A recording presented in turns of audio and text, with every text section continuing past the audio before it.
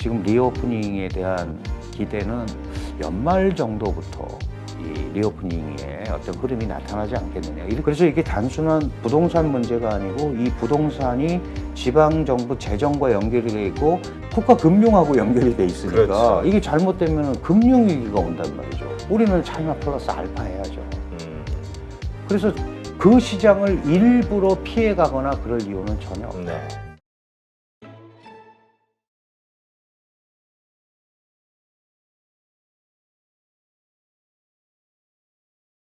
중국 경제에 대해서 좀 질문을 드리면 사실 이번에 그 코로나 완전 방역 해제 이런 것들을 하면서 리오프닝에 대한 기대감들이 확 일어났었거든요. 그렇지 않아도 뭐 중국의 부동산 위기에 대해서 많은 이야기들이 있었고 해서 이거 뭐 터지는 거 아니야 하다가 이제 리오프닝에 대한 그러면서 경제가 살고 또 중국 정부가 이 부동산의 뭔가 부양을 위해서 좀 여러 가지 정책을 쓰면서 살아나겠지 했는데 결과적으로 좀 재미가 없는 것 같아요. 네, 결과적으로는 중국이 본격적으로 그 부분에 대한 조치들을 아직은 안 하고 있다라고 저는 표현을 하고 그래요? 싶어요. 예, 왜냐하면 사실 뭐 헝다 사태부터 잘 아시지만 상당히 많은 부동산 업체들이 이제 부실 업체가 됐고 저거를 정부가 다시 살려주면 이게 이상하게 그 부실한 데에 어떤 영양분이 공급이 돼서 부실한 채로 살아날 수도 있잖아요. 그렇죠.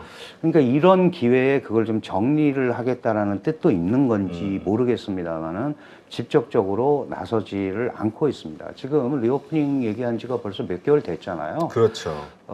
뭐 중국은 계획대로 잘 되고 있다고 그러지만 한간의 기대에는 아주 못 미치는 성장률과 여러 가지 뭐 제조업 성장률, PMI 지수 뭐 이런 전체적인 경제 지표들이 좋지가 않단 말이죠.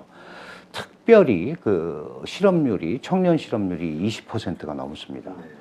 그 청년 실업이라는 거는 약간 그래도 그 대졸자나 고등학교 졸업자나 그러니까 단순 노동집약 산업에 종사한다기보다는 상당한 부분의 그 지식 노동을 해야 되는 엘리트들인데 이 사람들의 실업률이 20%가 넘는다. 그러면 5명 중에 1명은 취업이 안 된다는 거잖아요. 아주 간단하게.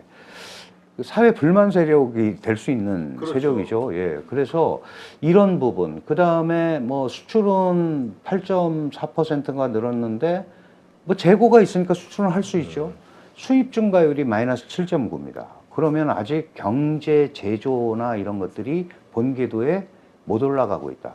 중국 내부에서는 이걸 이제 상처 효과라는 표현을 씁니다. 그러니까 코로나의 상처가 너무 깊었다. 우리가 리오프닝 한다고 했는데 그 상처에 딱지가 아물지를 않아서 우리가 생각하는 것처럼 잘 돌아가지 않는다라는 이제 이런 얘기들을 하고 있고 중국 정부도 본격적으로 경기 부양이나 뭔가를 하고 싶은데 사실 그 부분이 쉽지가 않은 것 같아요. 그 왜 그러냐 하면 아직도 지금 6월, 이제 6월이잖아요. 지금 6월에 제2차 팬데믹이 중국 내부에서 올 수도 있다. 이런 지금 예상이 나오고 있고 일주일에 뭐 6,500만 명 정도씩 나와서 6월 말이 돼서 정점을 찍고 2차 팬데믹이 조금 가라앉을 거다. 그렇다면 여전히 마찬가지로 이 팬데믹 방어에 대한 또 재원이나 이런 게 또 들어간단 말이죠. 그래서 아직은 본격적으로 그 소위 경제 재개 조치들을 본격적으로 하고 있는 것 같지는 않습니다. 다만 중국이 그 이제 제로 코로나 정책을 폐기했다는 것을 전 세계적으로 알리면서 연초에 그 고위 경제 포럼도 열었고요. 그 다음에 그 보아오 포럼 이런 데를 열어서 개혁 개방이 더 심화될 거고, 개방은 확대될 거고, 외자 기업들 그 충분히 대우해서 해주겠다라는 메시지만 발출하고 있지. 아직까지 그거를 구체적으로 끌어들일 수 있는 구체적 조치들은 아직 안 나왔다. 그러면 이제 이걸 보면 중국이 아직까지는 크게 이 부분에 대해서 손을 안 쓰고 있는 것 같다. 이렇게 볼 수 있고 항상 그렇습니다만은 이제 제로 코로나 정책을 좀 지켜보다가 이제 새로운 경제 정책이 주로 이제 가을에 열리는 당 중앙위원회 전체회의에서 나오거든요. 네. 그때 큰 틀을 잡지 않을까. 그럼 그 효과는 연말이나 돼야 나타날 것 같다. 그렇다면은 지금 리오프닝에 대한 기대는 뭐 시장이 기대하는 것처럼 갑자기 뭐가 호전되거나 이러기는 좀 어려울 것 같고, 연말 정도부터 4, 4분기 내지는 뭐 이렇게 가야 조금씩 이 리오프닝의 어떤 흐름이 나타나지 않겠느냐, 이렇게 보는 게 일반적인, 중국 내부에서도 좀 그렇게 보는 것 같습니다. 근데 이제 우리가 좀 걱정스럽게 보는 게 중국 경제 위기론이 나오는 근본 원인 중에 하나가 부동산 문제잖아요. 네네. 헝다가 흔들리면서 어떻게 수습이 되는 것 같았는데 이번엔 또 완다 제2의 맞습니다. 예. 부동산국이 또 유동성 위기를 겪는. 그리고 정부에서는 계속해서 금리 인하라든가 유동성 공급이라든가 이런 걸 통해서 부동산을 살리려는 노력은 했던 것 같은데 이게 안 먹혔다는 거. 그렇죠. 이거 자체가 경기 침체 혹은 부동산의 근본적인 그 어떤 위기를 진짜 보여주는 거 아니냐. 그렇습니다. 이런 의견들이 있거든요. 그런 부분도 분명히 있습니다. 왜냐하면 지금 부동산 거품이나 주식 시장 문제들이 실제로 2008년에 서프라임 모기지 사태가 나왔을 때 중국이 약 4조 위안, 그 한 800조 정도의 돈을 경기부양 자금을 집어넣는데 그게 주로 이제 부동산, 주식 시장으로 흘러갔어요. 그래서 사실은 시진핑 2기 리커치앙이 경제 수장이었죠. 그렇죠. 이럴 때도 계속해서 더 이상 경기 부양을 위한 부양을 하지는 않겠다라는 얘기를 공공연하게 얘기를 해왔던 것은 바로 그런 부분들 때문에 그렇거든요. 옛날에 했는데 그 압박에서 10여 년이 지났는데도 못 태어나고 있는데, 지금 이 상처를 치료하고자 다시 자산을 투입하거나 이런 걸 해가지고 과연 이게 그 소위 이제 중국에서 얘기하는 질적인 변화를 도모할 수 있겠느냐. 결국은 좀 구조적으로 바꿔야 되는 거다라고 생각을 하는 것 같고, 그래서 일단은 버티는 데까지 버티면서 이 부동산 시장을 좀 정리하는 그런 수순도 있는 것 같아요. 근데 문제는 뭐냐 하면 부동산 시장이라는 게 중국에서 갖고 있는 그 경제에서 차지하는 포션이 한 30% 네. 됐었어요. 근데 지금은 이제 경기가 안 좋아져서 한 24, 5%로 떨어졌는데 그래도 연관 산업이 굉장히 많잖아요. 그렇죠. 그 건축도 그렇고 가구, 뭐 예를 들면 온갖 이 연관 산업들이 걸려 있기 때문에 이게 잘못되면 이게 소비, 지금 중국 경제가 결국 모든 국가의 경제라는 게 무역, 그 다음에 투자, 그 다음에 소비, 내수 이렇게 가잖아요. 그렇죠. 투자는 지금 중앙정부가 그 소위 공적 투자를 열심히 해서 우리 정부가 이렇게 가려고 그러는구나. 그래서 민간 기업도 들어오고 그래야 되는데 중앙정부가 미적거리니까 민간 기업 투자가 잘 안 일어난단 말이죠. 무역은 여전히 국제 경기에 영향을 받아서 압박을 받고 있고, 그럼 소비를 진작을 시켜야 되는데 소비 진작을 이렇게 지금 뭐 중국 가보시면은 이제 뉴스 같은데 보면 여행 다니라고 난리잖아요. 그렇죠. 그거를 내수 시장을 풀어서 좀 움직여 보려고 하는 거죠. 움직여 보려고 하는데 아직도 여전히 중국 사람들은 이 경기 흐름을 못 믿고 저축을 더 많이 하는 걸로 나와 있습니다. 저축률이 더 올라가는 거예요. 네. 이렇게 되면은 이 경기 활성화가 안 되는 거죠. 그렇죠. 공장 가동률이 자꾸 낮아지고, 공장에 들어가야 노동자들이 급여를 받아서 가처분 소득이 생겨서 그게 또 소비가 되는 선순환 구조가 이루어져야 되는데 이 부분이 지금 전혀 안 되고 있는 거예요. 그래서 지금 말씀하신 대로 부동산 시장이 중요한데 그거를 딱 자를 수도 없고 그냥 또 확 키울 수도 없고, 그리고 그 부동산 거품의 대부분은 지방정부 부채와 연결이 돼 있거든요. 그렇죠. 옛날에 개발할 때 여기 내가 개발해 줄게. 그러면 돈이 없다. 그러면 네가 보증 서서, 지방정부가 보증 서서 중앙정부 은행한테 빌려라. 이렇게 해서 다 빌린 거예요. 우리 소위 그 PF 부동산 대출 이런 예, 거죠. 그런 겁니다. 그렇게 해놓고 시행사는 시행 다 해놓고 분양대금 다 받았잖아요. 네. 그거 거기서. 그리고 자기네는 떠버리는 거죠. 그러니까 빈집들이 남아 있는 거거든요. 그러니까 이 구조를 계속 반복하기가 싫은 겁니다. 중국 정부가. 네. 지금 여기다 집어넣어주면 또 저렇게 갈 거다. 그래서 지금 중국도 그 부분에 대해서는 굉장히 골치를 썩이고 있고, 그래서 이게 단순한 부동산 문제가 아니고 이 부동산이 지방정부 재정과 연결이 돼 있고, 지방정부 재정이라는 건 결국은 국가 금융하고 연결이 돼 있으니까 그렇죠. 이게 잘못되면 금융위기가 온단 말이죠. 금융위기가 오면은 걷잡을 수가 없거든요. 이거는 그냥 단순하게 부동산 뭐 위기 이거하고는 개념이 달라지잖아요. 국제 신용도 잃게 되고. 그래서 거기까지는 지금은 통제가 된다고 얘기하고 있지만 중국도 이 부분에 대해서 굉장히 고민을 하고 있고, 그러나 이제 많은 전문가들이 정말 급하면 살릴 여력은 있는 것 같다. 국유화를 하든지 그런 얘기는 합니다. 그러나 지금은 본격적으로 안 나서고 있다고. 왜냐하면 3월에 리창 총리 체제가 출범을 했고 지금 6월인데 아직까지 구체적으로 경제 청사진들이 안 나오고 있거든요. 네. 그러니까 이거는 지금 굉장히 관망을 하고 있는 그런 상황이다 이렇게 봐야 될 것 같아요. 그거는 그만큼 답이 없다라는. 그렇습니다. 예, 네. 이렇게 할 수도 없고 네. 저렇게 살리자니 또 이 문제는 더 커지게 될 거고. 조금 지켜보면서 네. 이제 좀 조정을 하겠다라는 생각이 더 많이 들어 있는 것 같아요.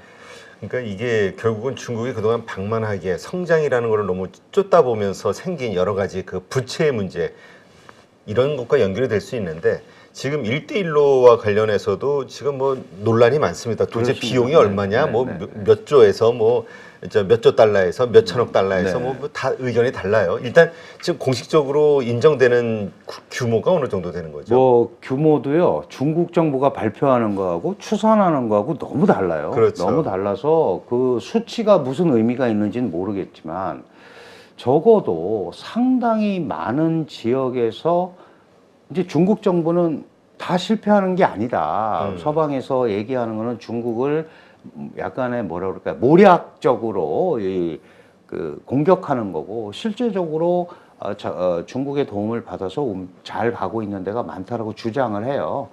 근데 이제 아닌데도 많이 있는 걸로 나오잖아요. 그게 더 많은 것 그렇죠. 같은데. 그래서 중국 정부도 지금 그 부분을 알고 있습니다. 그리고 그런 국가들이 사실은 결국은 돈 못 갚으면 모라토리움을 하는 수밖에 없는 거잖아요. 그렇죠. 그런데 이제 계약을 할 때 그렇게 안 맺는 거죠. 항구 만들어주고 도로 건설해주고 운영 못하면 내가 운영할게 이래서 와서 이제 뺏어버리는 거예요. 뺏어버리는 걸로. 그래서 이게 중국에 대한 민족 감정까지도 안 그렇습니다. 좋아질 수 있다고. 그러니까 그런 방식이 경제 논리하고는 좀 안 맞는다라는 거예요. 그래서 그게 규모나 이런 거의 문제가 아니고 지금 말씀하신 대로 이 방식이 일종의 근린 궁핍화 정책이다. 도와주는 척하면서 실제로는 보면은 그 약탈 경제를 하는 거 그렇죠. 아니냐. 이제 이런 부분이 부각되고 있는 거예요. 중국 정부는 아니라고 강변을 하지만 이미 수백 조의 돈이 그런 식으로 풀려 있고, 그리고 실제로 중국이 그 중에 상당 부분은 경제권을 장악을 해서 움직이는 데도 있고, 특히 항구 같은 거, 네. 항만, 뭐 이런 것들은 상당 부분이 중국 자본에 의해서 지금 움직여지고 있거든요.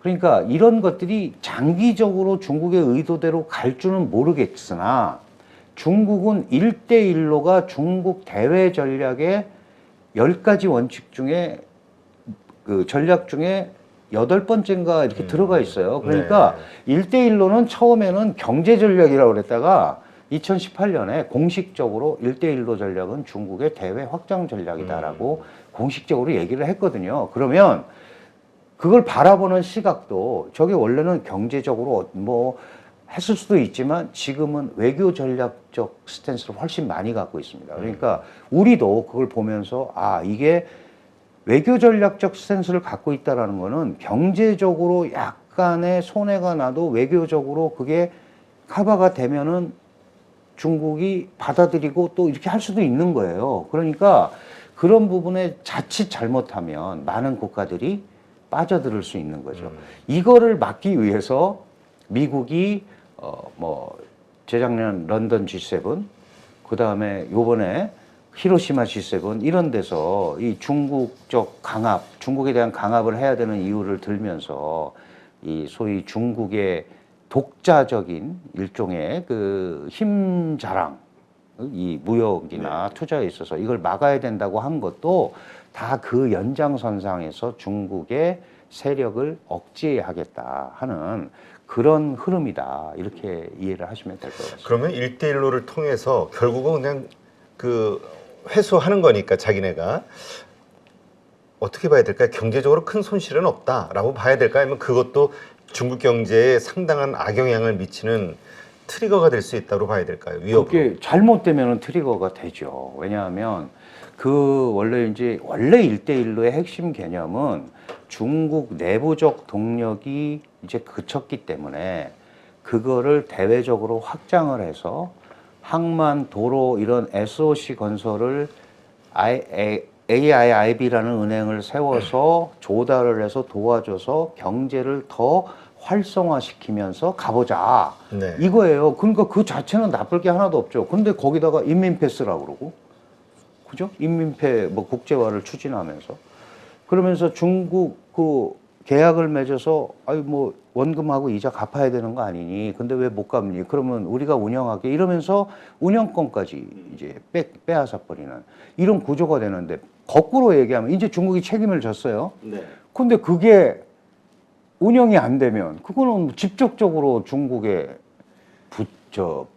이 압박으로 다가오는 거죠. 진짜 그 각도에서도 생각해 봐야 되겠네요. 그러니까요. 뭐냐면 제가 예를 들어서 얘가 돈을 못 갚았어. 그래서 내가 그 항만이나 받았어요. 공항을 네. 받았어요. 이제 근데 거기서 자기네가 해야 계속 돼. 적자가 나면 이제부터는 그렇지. 또 추가적으로 내가 그걸 메꿔야 되는 상황. 그런 구조가 들어 있습니다. 그래서 한간에 뭐 어떤 국가를 완전히 뭐 그거에서 복속시키고 여기까지는 좋은데 그 다음 책임은 온전히 다 갖고 와 이제 내가 할게 이랬을 때 그게 잘못되면 그게 중국의 재정 압박 부담으로 그대로 들어올 수도 있다.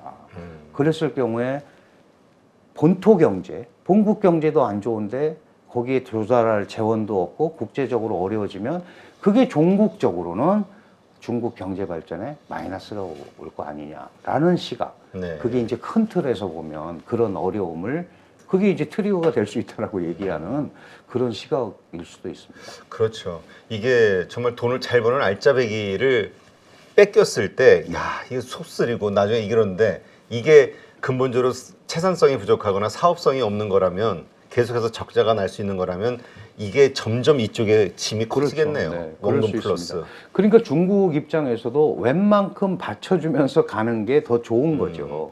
근데 강압적으로 하는 데 대해서 사실은 그 AIIB라는 은행을 잘 생각을 해 보실 필요가 있는데 원래 ADB가 있잖아요. 아시아개발은행이. 네. 근데 아시아개발은행은 차관을 빌려줄 때 돈 제대로 쓸 거야, 너희 민주정권이야 이런 걸 따지고 빌려줬단 말이죠. 그런데 그렇게 하다 보니까 그 돈을 못 빌려 쓰는 데가 너무 많은 거예요. 그 중국이 주도가 돼서 설립한 AIIB라는 아시아 투자개발은행은 그런 거 안 물어봅니다. 그러니까 주로 독재 정권이라든지 이런 데가 많이 그거를 갖다 쓰고 그때는 좋아요. 네.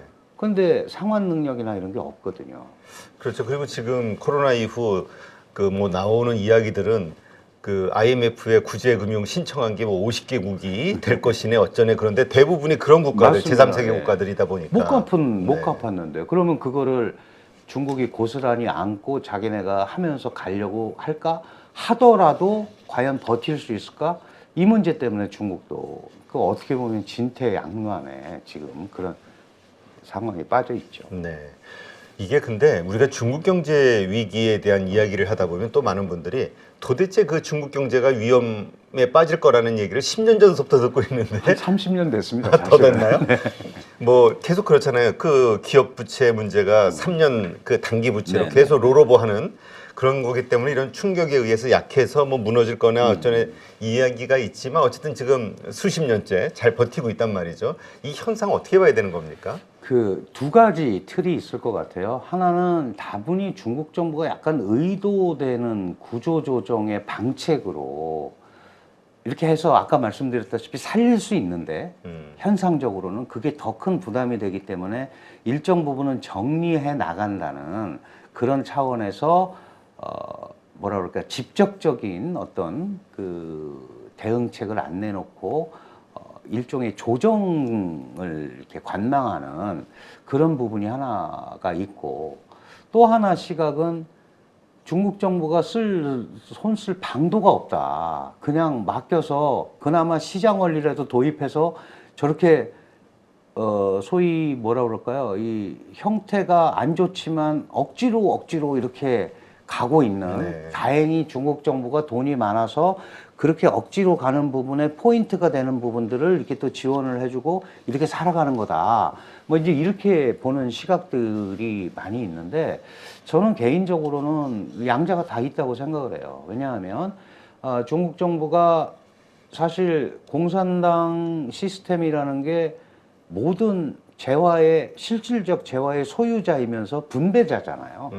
정부가 얼마든지 집중해서 하려면 할 수 있는 거예요. 그런데 집중해서 저걸 했을 때 그 효과가 자기네가 생각하는 것보다 못하면은 정말 블랙스완이 되는 거거든요. 그건 네. 섣부르게 그런 시도는 안 할 거란 말이죠. 그러니까 중국이 항상 강조하는 것들이 시행착오법이란 말이죠. 네. 해보고 되면 확장하고 점진적으로 이런 과정에서 그런 게 아까 말씀드린 대로 3년, 5년이 고비다 그랬는데 그럼 또 그렇게 넘어가는 이런 구조가 왔는데 우리가 복싱 선수가 1회에 다운당하면 이 기운이 있을 때 다운당해서 마지막 회까지 싸울 수 있지만 이게 누적이 돼서 9회, 10회 다운당하면 어렵단 말이죠.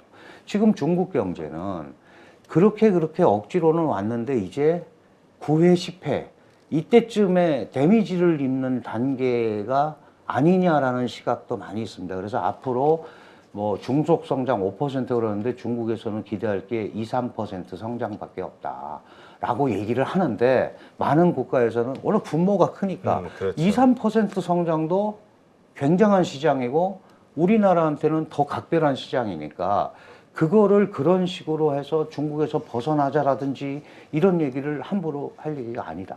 그러게 요새 쉽게 나오는 얘기가 일단 우리 중국과는 어떤 민족적 감정이 그렇게 좋지는 않잖아요. 일본도 그렇지만. 그렇습니다. 그러다 보니까 이번 기회에 우리가 중국부터 좀 독립을 하자. 그러니까 뭔가 경제적 그 의존도를 좀 확 낮추자.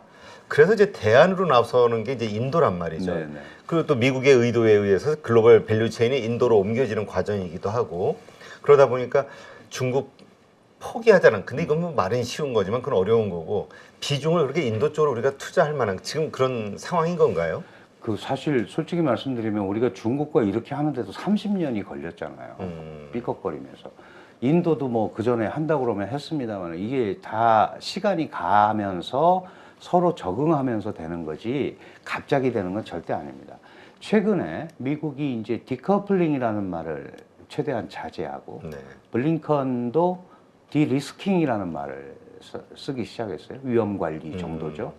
그거는 지난번에 마크롱 프랑스 대통령이 시진핑과 회담할 때 디커플링은 무슨 디커플링이냐. 중국과 이렇게 얽혀 있는데 디리스킹 하면 된다. 그때 이 마크롱이 굉장히 욕을 먹었거든요. 중국에 그렇게 하면 어떡하냐. 그렇죠. 우리가 같이 뭉쳐서 해야 되는데. 근데 아이러니하게도 지금 미국이나 일부 유럽과 EU 국들이 디커플링은 어려운 것 같다라는 표시죠. 사실 그게 디리스킹이다. 그러면 그것도 추세란 말이죠. 그래서 제가 왜 이런 말씀을 드리냐 하면 그러면 우리가 사실 이 팬데믹 때문에 경제가 좀 안 좋아져서 우리 대중 의존도가 2, 3%로 떨어졌어요. 그 전에 25였다가. 네. 생각 같아서는 좀 더 떨어지면 좋겠지만 대안 없이 떨어지는 거는 그렇죠. 의미가 없죠. 지금 벌써 그 후유증으로 나오는 게 뭐 16개월 연속 무역 적자니 그렇죠. 네. 경상수지 적자니 이 얘기죠. 그러니까 그거를 기계적으로 이렇게 일단 떨어뜨리는 게 중요하다. 이게 중요한 게 아니고 기본적으로 중국이 필요로 하는 걸 우리가 갖고 있으면 그건 최대한으로 바게닝을 하고 물론 이제 그게 미국이 제약을 하는 무슨 반도체나 막 이런 것 때문에 머리가 아파서 그런데 그거를 이렇게 일방적으로 여기가 끝났으니까 이렇게 하고 이렇게 가자. 이거는 쉽지가 않을 거다. 그래서 이미 우리가 중국 시장을 개척하는데 오랫동안 했잖아요. 그렇죠. 네, 오랫동안 했고 이게 사실 일본도 똑같은 입장을 겪었거든요. 그래서 그때 나온 게 차이나 플러스 원이에요. 중국 시장 포기 못한다. 그러나 차이나에다 플러스 원 다른 시장 하자. 우리는 차이나 플러스 알파 해야죠. 그래서 그 시장을 일부러 피해가거나 그럴 이유는 전혀 없다. 네. 이제 끝났다. 그러니까 절로 가야 된다. 이게 아니고 하면서 그 대체 시장을 개발을 하고 이렇게 가는 거지. 아, 이제 중국은 끝났나 보다. 미국과 계속 저러나 보다. 사실 모릅니다. 미국 대통령 대선이 어떻게 될지. 그렇죠. 그거 사실 알 수 없는 거거든요. 그렇다면은 우리가 그래도 적어도 몇 가지 분야에서 경쟁력을 가지고 있는 게 있잖아요. 예를 들면 바이든 대통령이 미국이 찾아와야 될 거 4가지 산업을 얘기한 게 그게 이제 첫 번째가 반도체고 네. 자동차. 근데 이제 앞으로 전기차니까 배터리예요. 그렇죠. 그다음에 바이오, 그다음에 히토류, 광물. 음. 이 4개인데 이 4개 중에 2개가 한국이 최고봉에 있습니다. 반도체와 배터리가. 그렇죠. 그러면 이게 사실 레버리지가 양측에 다 될 수 있는 거거든요. 이것도 중국이 제일 아쉬워하는 거기도 하고. 그러니까 그거를 단순하게 아 여기에 이러면 우리가 절로 가면 되겠다 이렇게 해갖고는 안 된다는 거죠. 반도체 예를 들어보면 이게 중국을 견제하는 것 같지만 사실은 마지막으로 물건을 생산하는 거는 비메모리의 TSMC, 메모리의 삼성과 SK인데 그렇죠. 이게 잘못하면은 저쪽은 아직 유저들이니까 우리는 제조를 하잖아요. 네. 우리 죽이려고 하는 거 아니냐라는 생각도 다 갖고 있잖아요. 그렇죠. 그런 의심들도 있어요. 이러면서 몇 년간 미국 그렇죠. 기업들을 키우는 거 아니냐. 자기네가 가져가려고 그러는 거죠. 우리도 그런 것도 염두에 둬야죠. 왜냐하면 이 기술력은 하루아침에 이루어진 게 아니란 말이죠. 그렇다면 마찬가지로 중국 시장도 하루아침에 그냥 된 게 아니에요. 그 중에 원래 우리가 국제 경쟁력을 잃었던 것들 중에 많은 산업들이 그때 막 오픈한 중국에 가니까 인건비라든지 원자재가 싸서 사실은 20, 30년 더 생존을 한 거죠. 그럼 제품 바뀌는 거잖아요. 그렇죠. 그래서 제가 2000년도에 한중 10대 무역품하고 코로나 팬데믹 겪을 고 무렵에 10대 주요 무역 교역품을 비교를 해보니까 5가지가 바뀌었어요. 그럼 앞으로도 그게 바뀌어야죠. 그렇지. 그런 쪽으로 가야지 이게 기계적으로 디커플링 이런 말을 쓰는 거는 저는 안 어울린다. 그 중에 인도가 필요한 게 있으면 적극적으로 가야죠. 적극적으로 가야 되고 대체할 수 있다면 가도 됩니다. 네. 대체할 수 있다면. 그러나 거기도 우리가 마음에 들게 우리 시스템화 하는 데는 또 일정 부분 시간이 걸릴 거 아니겠어요? 그러니까 예를 들어서 우리 핸드폰 공장들이 베트남으로 가고 노트북 공장들이 베트남으로 간 거는 거기 가서 대체가 되니까 간 거란 말이죠. 그렇죠. 그러면 괜찮습니다. 근데 그런 거 아닌데 그냥 막연하게 이제 말씀하신 대로 전체적으로 이게 끝났다. 그러니까 더 이상 이제 중국과는 같이 가지 말자. 이런 차원으로 움직여서는 그림이 잘 안 그려진다. 이런 말씀 드리고 지금 싶어요. 우리가 너무 그 미중 패권 전쟁 하에서 너무 그 뭐라 그럴까요? 우리 줄서기 여기에 우리는 몰입하지 말자. 우리는 좀 지켜보자. 네, 이렇게 이해를 하면 되겠군요. 잘 안 되겠지만 근데 그래도 참 쉽지가 노력을 않죠. 해야죠. 네. 노력을 해야 됩니다. 네, 하여튼 참 어렵습니다. 그 외교라는 게 지금 그런 자신감, 이렇게 제가 많은 분들을 이렇게 뵈면서 말씀 들어보니까 결국 우리의 자신감의 크기에 따라 달린 것 같아요. 이 반도체라는 걸 우리가 얼마나 우리 무기처럼 생각할 수 있느냐. 거기에서 우리가 좀 한번 버팅겨도 우리 이익을 이야기해도 양쪽이 다 넘어올 수밖에 없다. 처음엔 반대해도. 네네. 이런 어떤 자신감을 갖고 부딪힐 것이냐. 이 문제. 그거는 조금 해도 되는 게요. 그러니까 뭐 무턱대고 할 수는 없죠. 그렇죠. 물론 이제 중국은 너희가 우리 말을 안 들으면 우리가 너희 반도체 안 산다라고 이제 협박할 수 있어요. 그런데 미국하고 잘못되면 반도체를 만들 수가 없잖아요. 그러면 미국은 만들으라고 그래놓고 못 팔게 하면 또 안 되는 거 아닙니까? 그러면 그걸 어디서 소진을 합니까? 그러니까 오히려 그런 면에서는 우리가 충분히 가운데서 얘기를 할 수 있다. 이제 이런 생각을 하는 거고 또 그런 얘기들을 우리 그 통상본부나 이런 데서도 미국에 전달을 하고 중국에도 하고 있는 걸로 알고 있어요. 네. 근데 이제 워낙 이 강국들이고 첨예한 경쟁을 하다 보니까 그러니까 마이크론 팔지 말아라 그러잖아요. 그렇죠. 팔지 말아라고 하지만 팔 방법이 없는 건 아닙니다. 우회해서 얼마든지 팔 수 있죠. 그런데 그거 팔다가 문제가 생기면 안 되니까 그거보다는 지금 뭐 5% 증산하는 걸 뭐 10%로 증산을 하게 해달라. 이게 우회적 방법으로 그런 얘기를 할 수 있는 거고, 중국한테도 너희는 지금 이 반도체 이 생산 구조에 못 들어오는 구조니까 우리한테, 우리가 그 취4가 됐든 뭐 팹4가 됐든 거기가 우리가 핵심 멤버로 있는데 공급망 협의에도 우리가 들어가 있고 우리한테 얘기를 해라, 너희의 얘기를. 그러면 우리가 그거를 충분히 우려를 전달해주고 그림을 그려갈 수 있다. 그런 차원에서의 어떤 중간 역할, 이런 거는 할 수 있지 않느냐, 이런 생각을 하는 거죠. 그게 지금 말씀하신 대로 자신감도 자신감이지만 받쳐주는 게 있는 거죠. 그러니까 우리가 적어도 반도체에 대해서는 그런 생각을 조금은 좀 할 필요가 있다, 그런 생각이 이 미중 전략 경쟁 보면서 많이 듭니다. 네. 이제 외교부 또 자문을 하시니까 외교부 분위기는 어떻습니까? 이런 그 교수님의 생각 말씀만 드리면. 아니 뭐 이론적으로야 외교부도 다 그런 생각을 하고 있죠. 하고 있는데 워낙 이제 중국 같은 경우는 한국이 사실은 이제 미국 경사가 심화되고, 특히 중국이 제일 우려하는 건 한미일 세 나라가 중국을 압박하는 거거든요. 이제 왜냐하면 미국과 일본은 1차 목표가 분명히 대중 압박에 있죠. 그렇죠. 근데 이제 그런 걸 강변을 하는 겁니다. 우리는 한미일 협력을 해도 북한 때문에 먼저 하는 거지, 우리 1차 목표가 중국 견제는 아니다.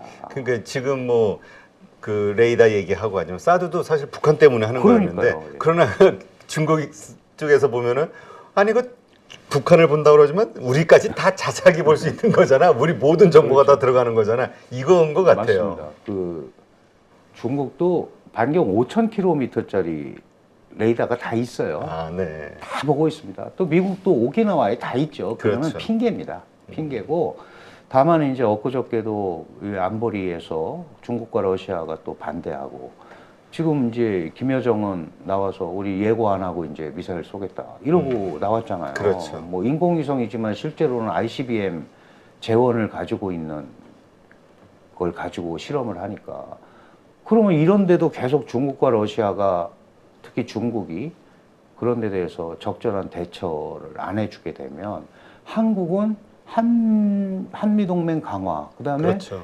그거에 기반을 둔 한미일 삼각 안보 협력이 강화될 수밖에 없는 거예요. 네. 그러니까 그런 부분에 대한 얘기를, 소통을 계속 해야 되는 겁니다. 우리는 적어도 중국이 첫 번째 견제 대상은 아니다라는 거를 얘기를 해야죠.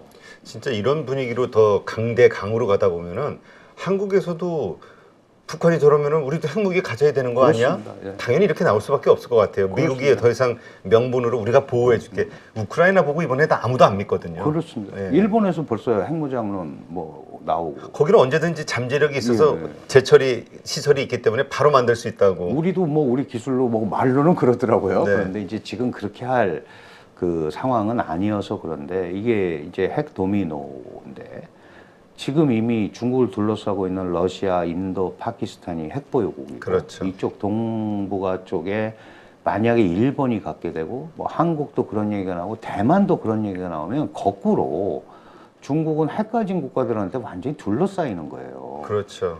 그거는 중국이 강조하는 전략 균형을 해치는 거거든요. 자기네가 아시아에서는 2차 대전 이후에 맹주로 살아왔는데 그 부분에 대한 게 상쇄가 되잖아요. 거기다가 북한이 핵을 갖고 있다는 것도, 핵을 갖고 있으면 베이징이 통제하기가 어려워지죠. 어느 일정 부분 되면 어려울 거란 말이죠. 막판에 그냥 뭐죠? 땡깡 부리면 그렇습니다. 답이 없잖아요. 예전 같으면 한 대 때려주고 싶은데 지금은 그러지도 예, 못하고. 그것도 예. 못하고. 그래서 지금 중국도 굉장히 고민스럽죠. 고민스러운데 이럴 때 그게 만약에, 그래서 북한 핵과 미사일이 모든 문제의 근원이라면 언제 한번 한국하고 허심탄회하게 북한 문제에 대해서 얘기해봤냐 이거죠. 안 하거든요. 그렇죠. 이런 거를 시작을 이제 해야 될 때가 됐다라고 얘기하는 거고, 우리 외교부도 잘 알고 있습니다. 안보실도 잘 알고 있고. 근데 중국이 아직 그런 부분에 대해서 준비가, 북한에 대한 입장도 있고 그러니까 덜 된 것 같고, 지금 중국은 핵심적으로 경제가 우선 살아나야 돼요. 경제가 살아나지 않으면 삼선도 하고 뭐 미국과 싸우고 다 한다고 그래서 다 밀어줬는데, 그렇죠.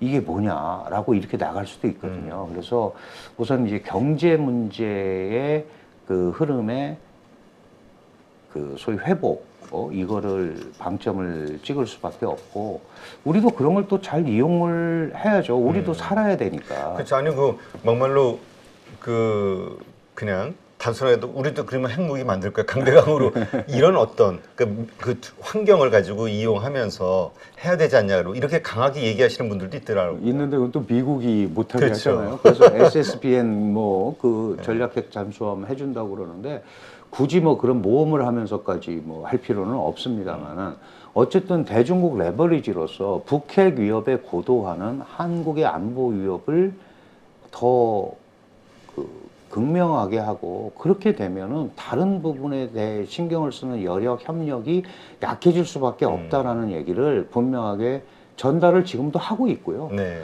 중국도 알죠. 모르겠습니까? 그렇죠. 아는데 이제 그런 환경을 만드는 게 굉장히 중요할 것 같습니다. 네. 알겠습니다. 오늘 또 이렇게 전문가 모시고 말씀을 들으니까 지금 중국의 처한 상황도 그렇고요. 미중 패권 전쟁 하에서 우리 한국이 얼마나 좀 난감한 상황인지도 다시 한번 되돌아보게 되네요. 그리고 우리가 참 말은 이렇게 쉽게 하지만 정책 당국자들 입장에서는 이게 나라의 운명이 걸린 거기 때문에 쉽게 이렇게 못할 것 같아요. 네. 하여튼 참 각자의 위치에서 최선을 다해야 되는데 참 쉽지가 않네요. 네, 오늘 이렇게 좋은 인사이트 함께 해주신 한국외국어대학교 국제지역연구센터장이시죠. 강준영 교수님, 오늘 좋은 인사이트 감사합니다. 고맙습니다.